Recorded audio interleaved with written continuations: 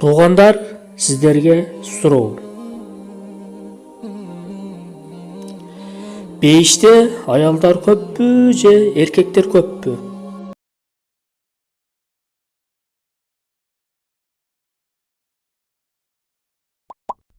Пайгамбарыбыз Мухаммад саллаллаху алейхи ва салам айтты.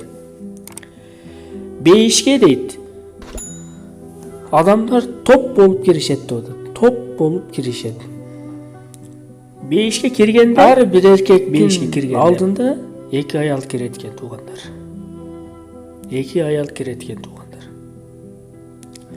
Ал аялдар ушундай сулуу болуп кирет экен туугандар, сулуу. Анын сөбөктөрү көрүнүп турат экен туугандар.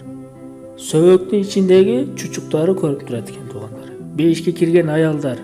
Демек, бул маселеден дозокто аялдар көп, эркектер бейиште көп деген сөз эмес туугандар. Бул жерде аял бейиште дагы, дозокто дагы көп экен билдирип турат. Эркектер дагы мана ушундай экен туугандар. Бул хадис Бухари Муслимде келет туугандар. Башка хадисте пайгамбарыбыз алейхиссалам айтты, бейишке топ болуп, жамаат болуп киришет деп атат, топ болуп. Анын жанында эки аял болот деп атат. Ал өтө сулуу болот экен туугандар.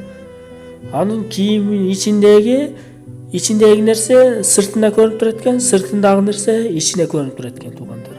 Ошон үчүн туугандар, аялдарыбызды шылыңдабайлы. Силер көп дозокко түшөсүңөр, силер тилиңер андай мындай деп. Туура, ал хадис бар. Бирок анын башка маанинде айтылган. Аялдар дагы, эркектер дагы бейиште бирдей болот туугандар. Балким аялдар көбүрөөк бейиште болор. Аны Аллах билет.